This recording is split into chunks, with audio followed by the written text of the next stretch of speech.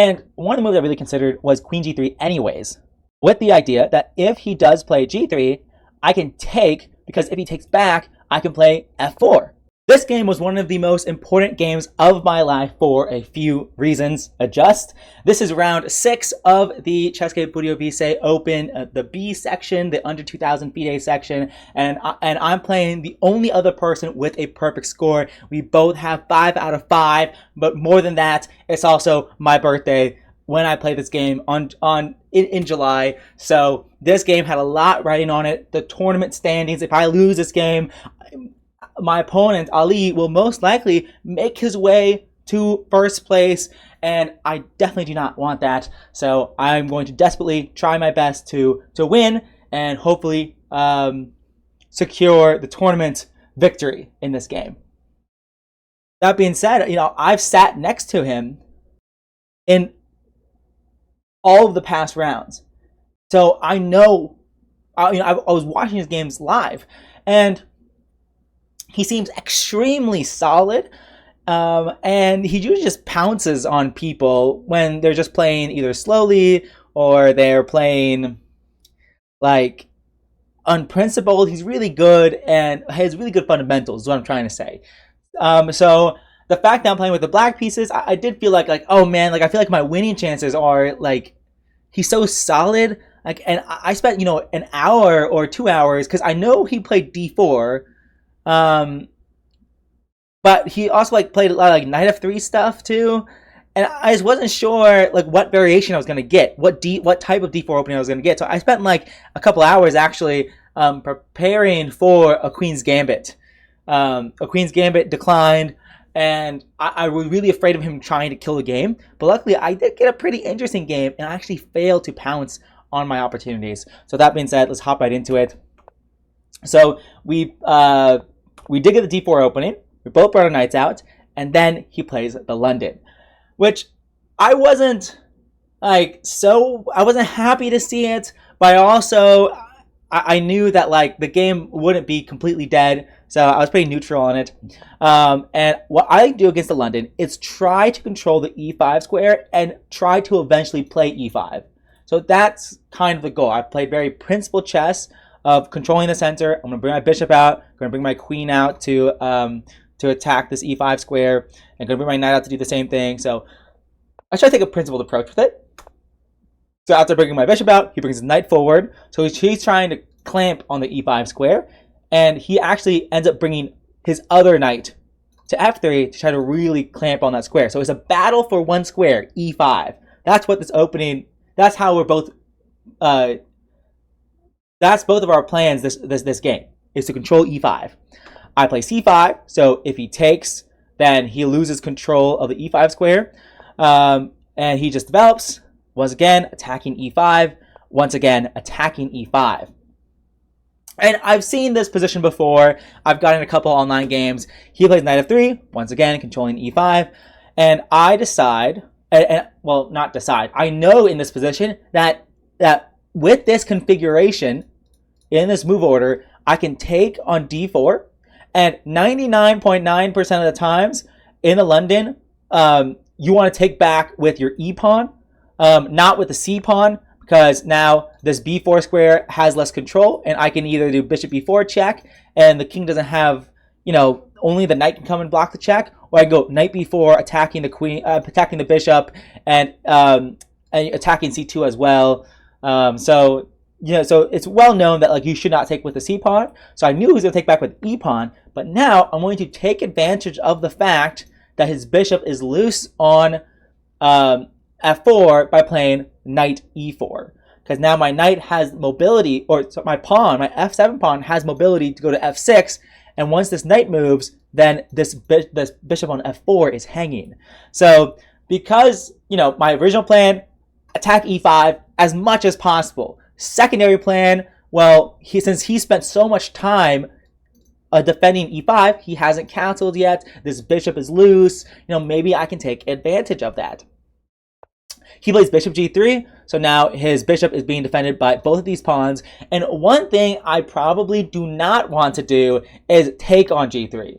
It might be okay, maybe, Like, there's a chance. There's a chance it could be okay. But man, oh man, this, like, it just feels like white gets everything they could possibly want. Like, it just doesn't look very pleasant, to say the least. But maybe it's okay. I'm not even sure what to do. Maybe I can play h6, but then like g4 and g5. And I have questions to answer. I wasn't 100% confident in this. And also, I think my knight's pretty good on e4, and it's a very centralized piece. So, you know, I should wait for an opportune moment to take the bishop if I want to. I play knight e7, and my idea is to still go f6 at some point and not give him that trade. He goes queen c2, attacking my knight, and I go f6. And if you look here, his knight has barely any squares. It can't go to forward at all, and it can't even go backwards.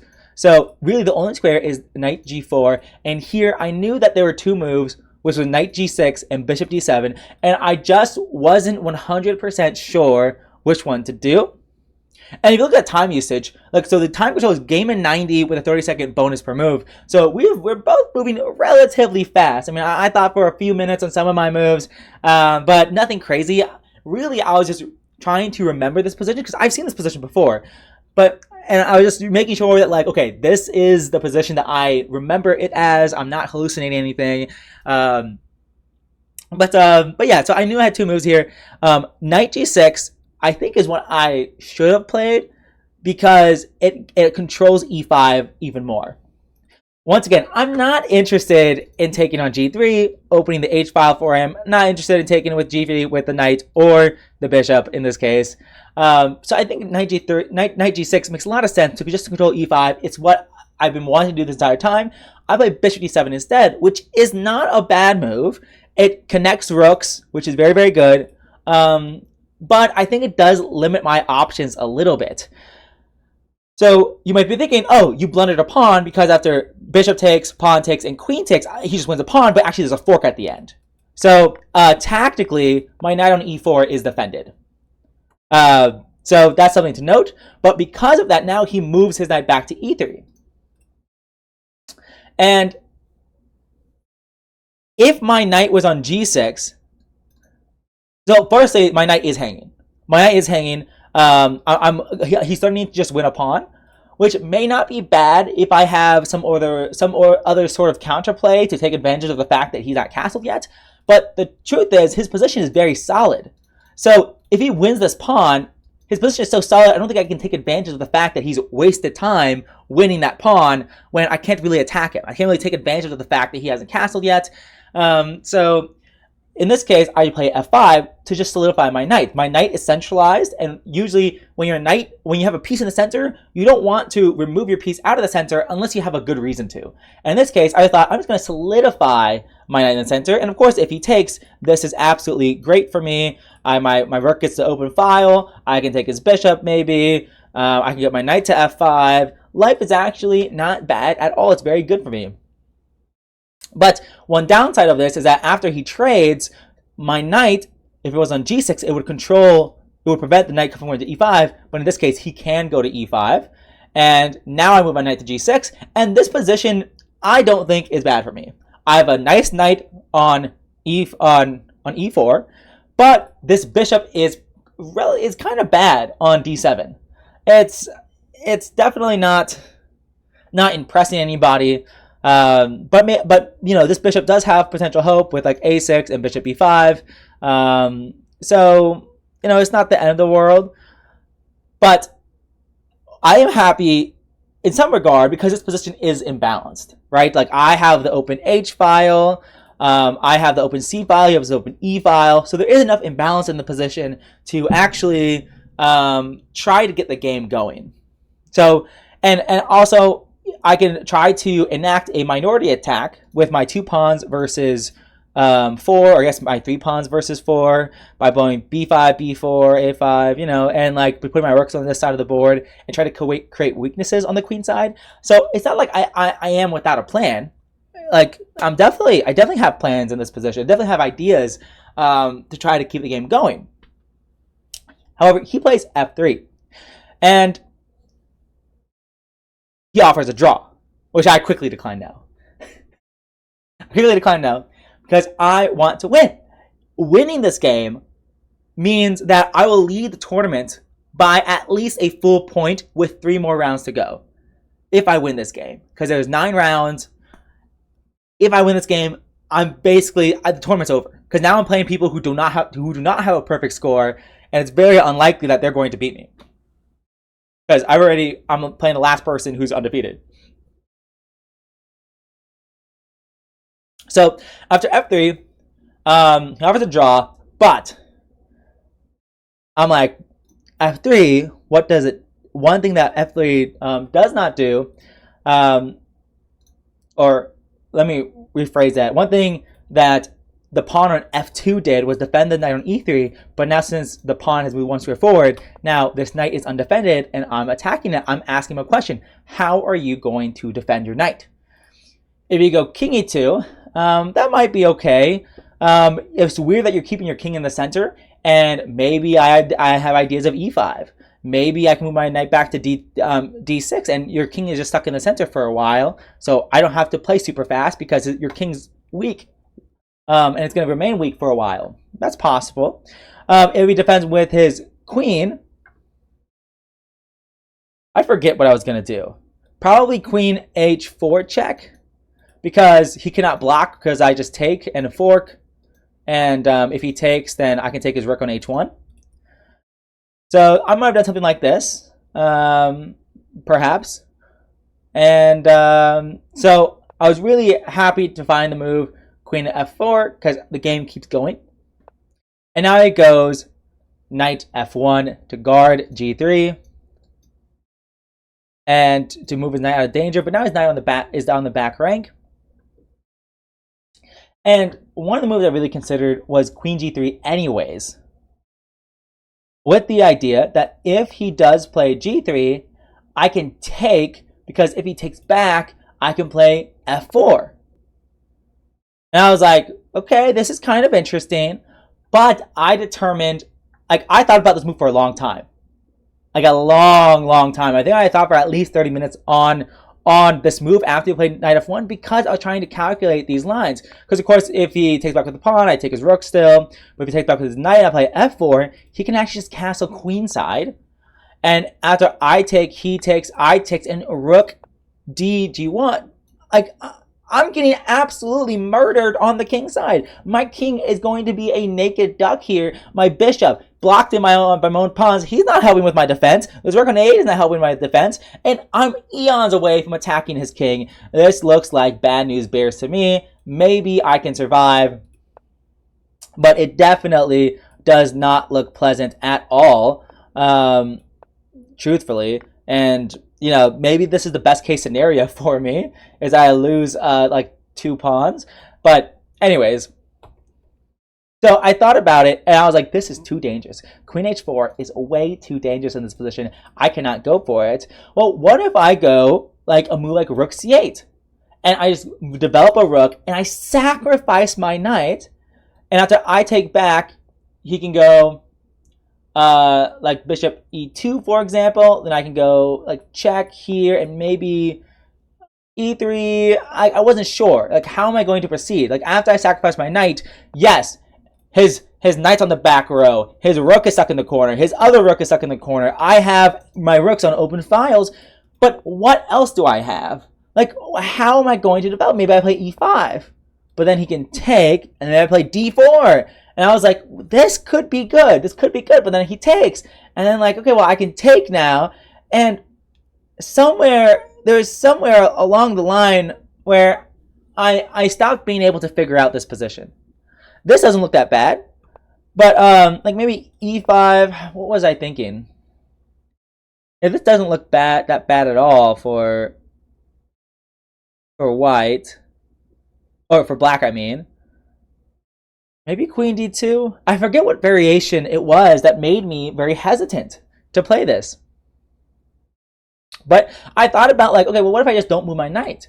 Because my knight is centralized, and if he takes me, suddenly I have another avenue of attack. And after the game, so I played knight d6. As you can see, I thought for over 20 minutes on that move.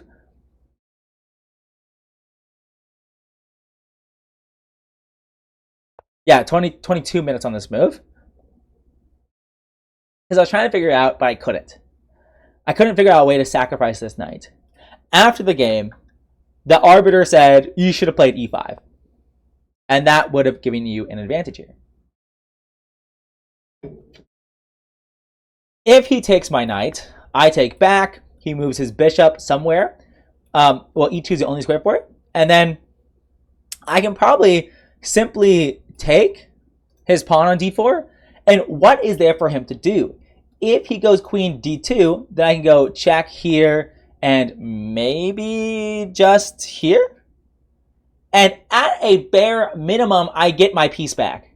Like at a bare minimum. For example, after he takes, and if he trades queens here, I'm up a pawn. His king is still stuck in the center. Maybe he can start getting out. But it's still not super impressive here. Maybe I can go here, and if he takes here, it's a bit too dangerous. Too dangerous for him. So I really should have gone for it here. But the weird thing is, I wasn't thinking about e5 now. I was thinking about like rook c8 and then e5 after he takes my knight. And I was like, oh my goodness, why didn't I just think about e5 immediately instead of just trying to figure out if rook e8 or rook c8 were good? Like, and even then in the variation I just showed when I played rook c8, it definitely looks very hard for white, and even in this position with e5. And I still don't quite remember what I was thinking, because if he doesn't take, then I'm going to play d3 myself. So this position definitely seems at least okay. At least okay for black, because of just how naked this white king is, and just how in danger this white king is. But instead of all that, I don't play e5, which is really the critical move in this position. I completely miss it, and I screw up my one chance. And I say it's my one chance because now after I move my knight back, my idea is that this knight, a lot of queen's pawn positions, and a lot of like queen's gambit decline, and a lot of like queen's pawn openings for black, the knight belongs on d6 because it controls a lot of key squares very well. And I was like, okay, well, positionally, I think I still have a good position. It's still hard for him to castle. And even if he trade queens, so, we still have this imbalance. So he has the open F file or E file. I have the open C file. And the game goes on. And that's the thing. He does play queen D2. And it's really hard for me not to accept the queen trade. If I play queen H4 check, he could play G3. I could play queen H3. And then he can castle. And once again, am I the one, making progress in this position? And I guess it's unclear. Like, maybe this isn't as bad as I thought it was. Like, maybe he can play knight G3. Oh, no, he can't because I pin it. So, yeah, I'm not sure exactly what I would have done. Or how the game exactly would have progressed if I didn't accept the queen trade. Looking at it now, it doesn't look that bad. But it definitely doesn't feel like black has anything special. But maybe I should have considered it more. Also, this is a no engine recap until the very end. Till the very end of the video, we're gonna go through a game review. So stay tuned for the engine part of this game. So I ended up trading queens, and I think for another 20 minutes. So I just had two 20-minute things in a row. Absolutely crazy. So my time advantage, gone, of course. And now we're in an endgame where his knight's not particularly good, but my bishop's not particularly good. His bishop is okay, but so my knight's really my best piece. But I do have these double pawns, but maybe that can be an asset because I have the open H file. There's this half open C file that I want to control. And, in a position like this, one thing I really think about are the pawn breaks. Because the one who controls the pawn breaks controls the game. So what pawn breaks do I have? Well, I have b5, b4 to try to rip open this structure. He has c4. So if he tries to build towards that, and put some pieces here. He can play c4 and really activate his pieces. Meanwhile, I can play b5 and try to clamp down on this pawn break. But if I do play b5, then I can play a4. And yeah, so there's definitely complications here. I could potentially play g5, g4 to try to soften up this structure and try to trade off my doubled pawn, but it doesn't look so easy to do that, because if I do play g4, then he could take and double isolate my pawns. So there are a lot of considerations to make here to try to make the best trades and try to improve the position slowly. And I play b5 relatively quickly because I'm clamping down on c4, but I'm also saying, hey, maybe I'll play b4 and open up the queen side. And he plays b3, saying, hey, I'm going to prepare c4. I put my, I guess later I put my rook on the c file. I play g5, gaining space. There was something I was worried about. I forget what I was worried about here. I think I was worried about f4. F4, and then him rerouting his knight to e5. If he had to play f4 and then slowly rerouted his knight to e5, I thought I'd be in a lot of danger. You know, I played b5 and I was like, oh man, wait, what if he plays f4? And like, I don't see that his knight is so great on e5 and it's really untouchable. You know, like my bishop can never attack it, and it's always, and my knight controls so many squares into my position. So I was really worried about him playing f4, freezing my structure, and then moving his knight to e5. So I'm really happy that he just played b3. You know, after 6 minutes of thought, so he definitely thought about the move, but really happy he didn't play f4 here. But maybe he didn't play f4 because he didn't like how he gives my knight access to e4. But if I did do this, I'm really like not happy about my chances once he takes this knight. So if he takes my knight immediately, okay, well now this knight's path to e5 is blocked. He would have to get his knight here, which I here play h3, knight h2, knight g4. So maybe I can't stop that. Oh, but in this case, his f3 pawn is hanging, or f4 pawn is hanging. So he would play g3. I could play g5. It doesn't have enough time to get his knight to e5. Yeah, so in this case, if he takes, then I can go check. And if he tries to go here, I'm setting up a checkmating net. It doesn't look so easy for me, though. No, it does not look so easy for me. But maybe I can just get my king in.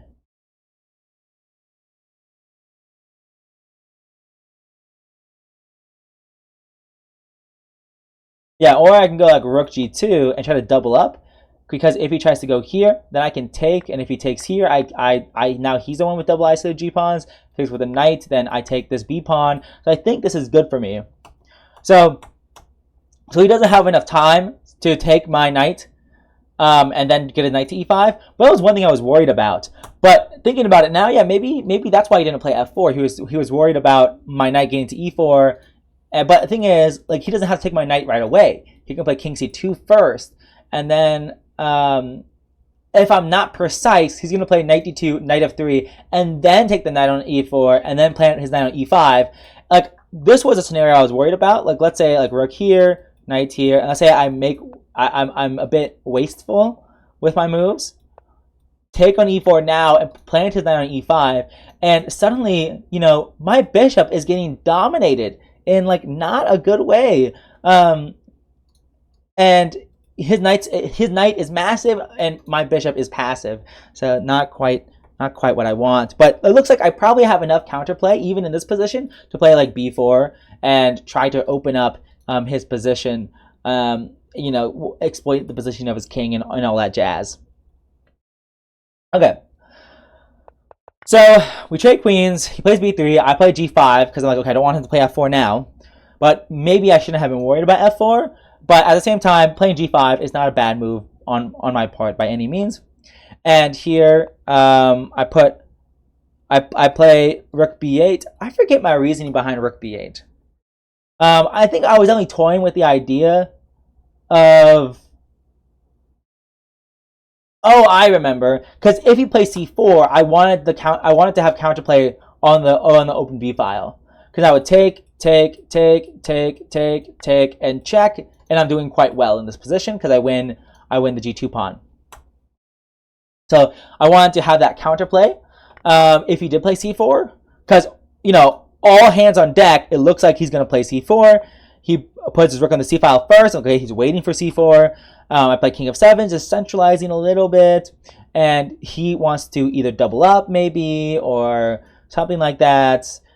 He's slow playing the c4 move. But c4 is the most critical idea in this position.